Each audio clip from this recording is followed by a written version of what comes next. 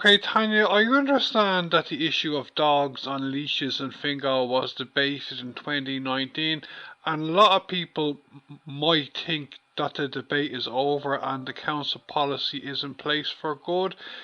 Can you tell me, Tanya, if there's any particular reason as to why you had a demonstration at the council in Swords last night? Well, initially the bylaw was brought in.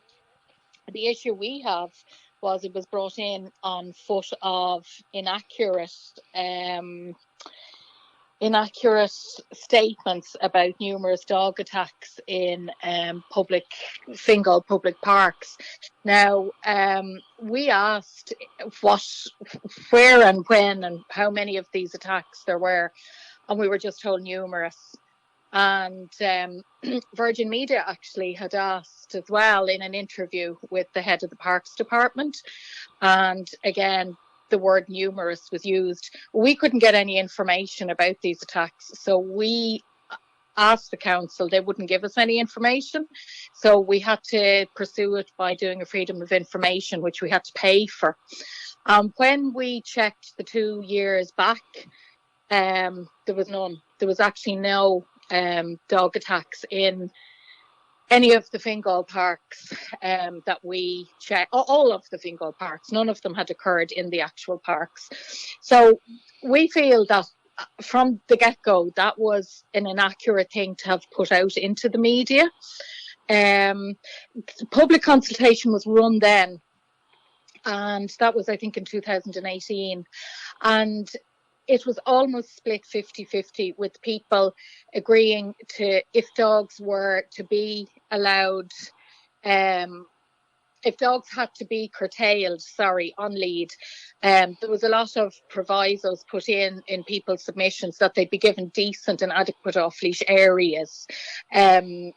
So it was split 50-50 anyway, almost 51-50. So it got in basically on about 1%.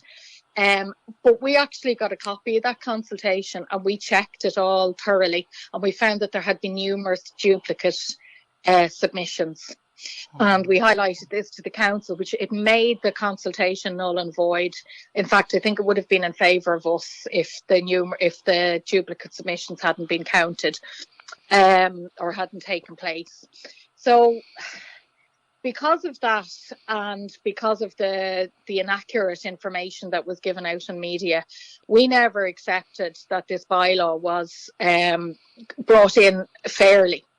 So as a result of that, we did get into, I wouldn't exactly call negotiations, but there was a lot of to and fro between us and the council.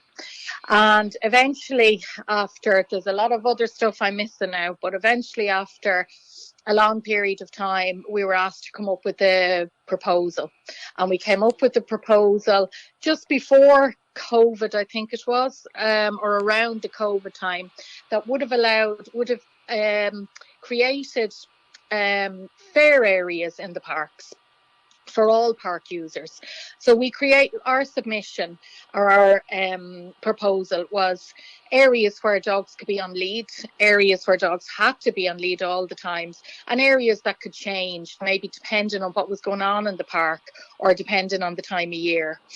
And it was just rejected completely. They didn't want to discuss it with us at all. And that was the end of it. And we had been asked by the Chief Executive Officer to come up with proposals. We did that. They were rejected completely.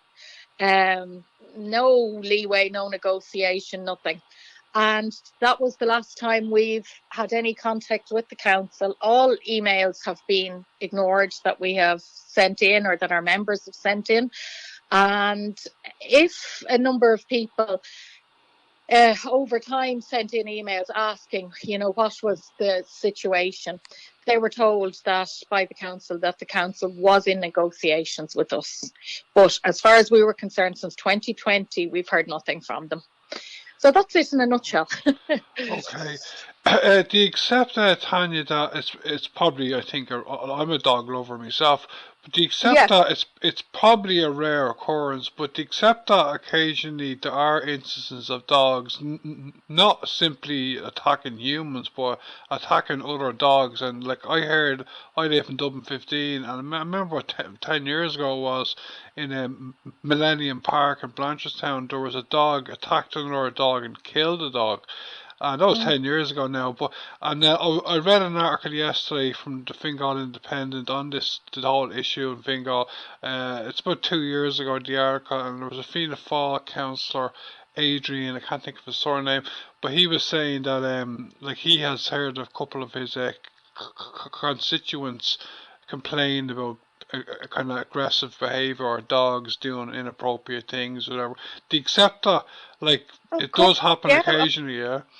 Of course it does. And like the point that we make is, you know, in all walks of life, there's things that go wrong. When people are driving on the road, you come up against drunk drivers, people speeding. So those people are apprehended, fined, banned, whatever, up in court. We accept that completely. And that's why we've always advocated for responsible dog ownership. And we want people like that aren't in control of their dogs. They shouldn't have their dogs off leash. And that's why we have dog wardens.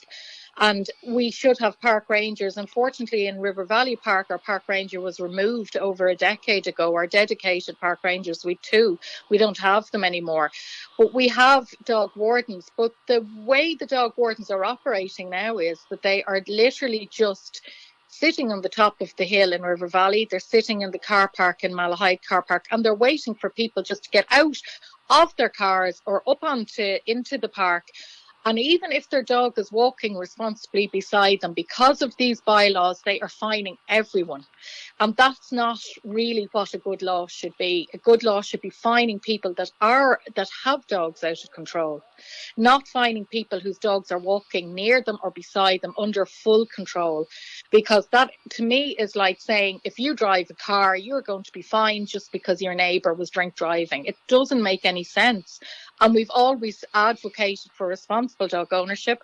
We've run free training classes. We just, with the donation to an animal charity, we didn't charge. We have offered to the council to do this on an ongoing basis. We've offered to provide education. We've suggested that appropriate signage will be in all parks for all manner of behaviour around park etiquette and how people should behave, not just with dogs, but including dog ownership.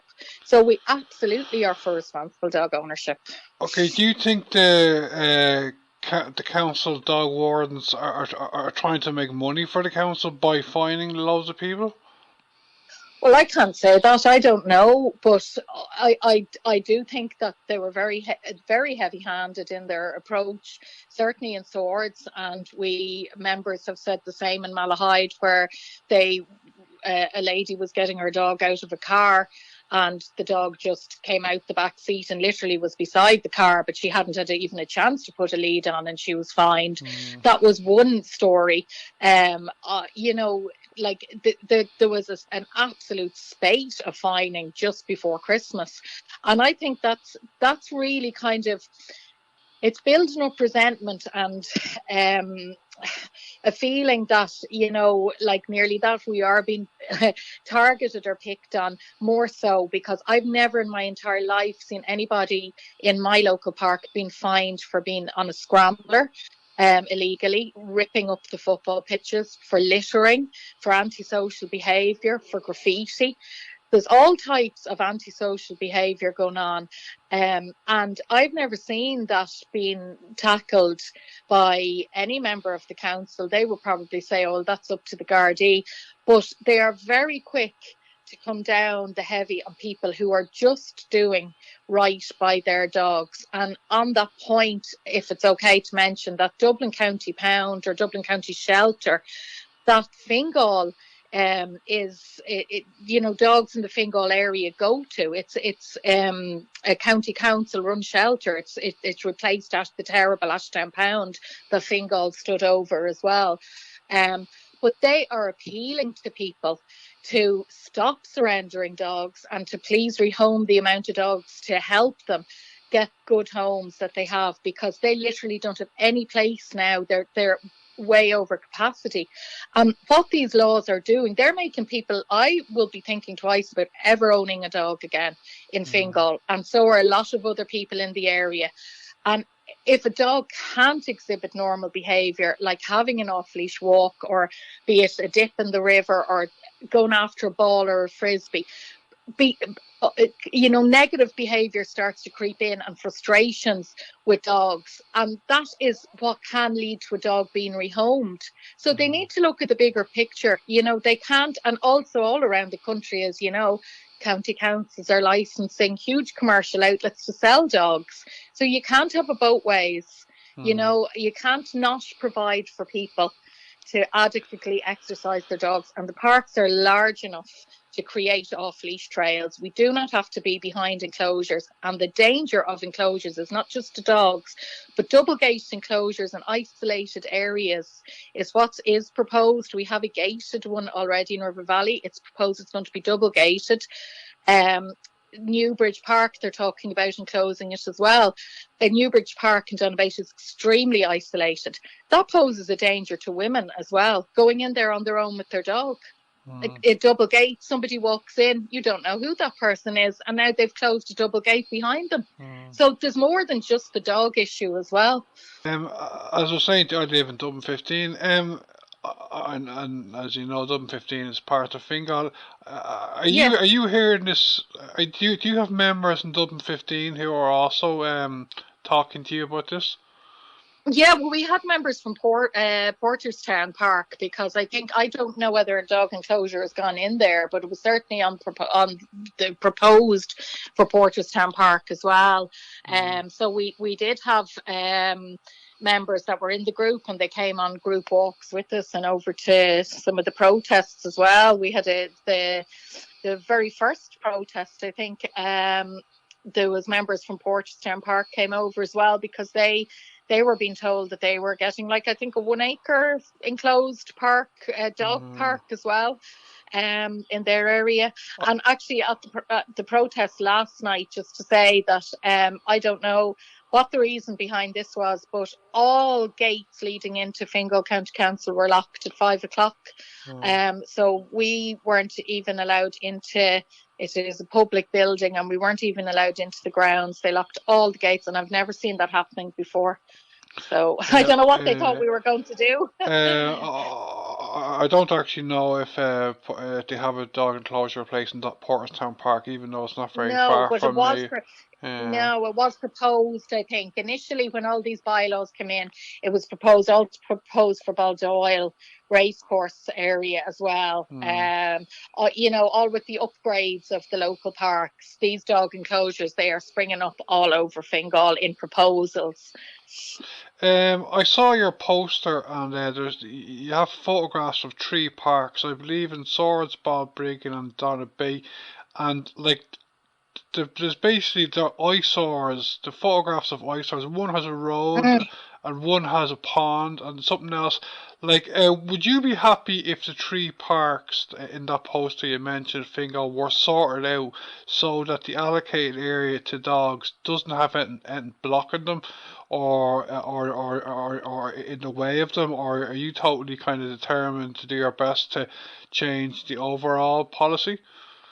We want the overall policy changed. If people want to use dog enclosures, that's their choice, but it's not the vast majority of people's choice, and the vast majority of dogs, they don't suit them. And I'm actually a dog trainer, and I would never recommend that people actually use dog enclosures with their dogs. Newbridge House, where it's not enclosed, but they're proposing that it will become enclosed. It's extremely isolated. It's completely away from the rest of the main park. So I actually myself was in that park many years ago to have a look to see what it was like. And it's also open onto traffic. They say they're going to fix that part up. If dogs can get through the hedges out onto traffic, onto a road. But I was in the park to have a look at it and take photos of the open part of it that leads out onto the road, and a man came in without a dog and just stood staring at me. And I have my 3 dogs with me. I've only 2 now. One has since passed away. One would have been a good protection to me. The other 2 wouldn't have been any use at all. But I tell you, if I hadn't had her with me, I'd been absolutely terrified. And he just stood and stared at me for a few minutes and then turned and went out. And there wasn't a soul anywhere near. It's completely isolated. Our Gillen is 26 acres, which is pretty decent. And it's just natural boundaries like hedges and that. It's quite a decent area, but recently, as you can see in the picture, I don't know what was going on, but it seemed to be an area where trucks and that seemed to be going through. Now, I presume that would have been only temporary. I'm hoping that's not the case full time. But we are completely against what is in Swords is like a 1.5 acre. It's like, we call it a cage, and that's what it is. It's just a gate surrounded by wire. So it's just an enclosure. Like it's 220 acres in Swords, and 1 acre was allocated to dog owners. And we are the main park user of River Valley Park, that is for sure. There's a lot of sports clubs as well, but they have their pitches right up in the top, and they've been allocated a lovely new all weather. So the sports are really on the top of the valley, and the walking goes on down through the bottom part. So we wouldn't be near any of the football teams or anything, or football clubs' pitches when we're walking. But that's what we got, one acre, I think, or 1.5 acres. So. Okay, Tanya, are you in any way confident that the makeup of councillors will change in the next local elections next year, so that the overall policy we're talking about could be reversed? Well, I don't know. I can't say what way the elections will go, but you know, I will put it to you this way. Those that supported us, it has certainly been remembered in the area, you know, and those that might have given support and then decided once they were elected to change their ideas for whatever reason because of voting packs within the council chambers, that will be remembered too for a very long time. And there's a lot of pretty annoyed people over the lack of it's the lack of representation. And you could send emails in to some people and you never ever get a reply, but the same also goes for council management. You know, we have sent numerous emails in, and you will be lucky if you got a reply, or just a standard copy and paste reply. So we just feel we've been treated very shabbily compared with other park users, like say maybe the sports clubs. And you know, I'm sure if they send emails in about things about pitches or drainage or conditions or facilities, I'm sure they get more attention than people like us who are in the park 365 days of the year. And we've been told by people that don't have dogs, like people that are involved in sports as well, maybe joggers and that they enjoy seeing people in the park with dogs, especially like around the winter time when it's very isolated, that it makes them feel like there's a safe presence in the park. But the problem is we feel we're being pushed out of our own parks now. We feel like we're not wanted here, and the joy has been taken out of all our walks. And we do have some councillors, like we had a councillor, Aveen Tormey, last night came out to us, and she took a letter that we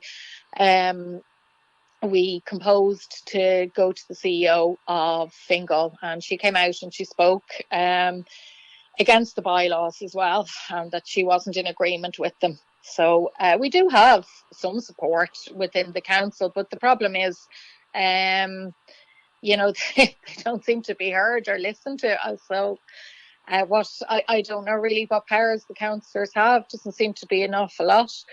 Tanya, I should have asked this question at the start of the interview, but I saw some photos of the demo last night in Swords, and there seemed to be a good few people at it. Do you have an estimate of how many people were there? Yeah, well, it was a thunder and lightning storm as soon as we got there. We had said 7 o'clock and we were staying till 8. we had to wrap it up at about 20 to 8 because of the weather. It was horrendous, and the thunder and lightning as well with the dogs there. So up to when we left, there was 150 people, and we got messages from more people who were on their way down, but we said to them, maybe just turn back. We'd hoped to wait till 8 o'clock to meet some of the councillors coming out afterwards, but it was just, the weather wasn't playing fair with us at all.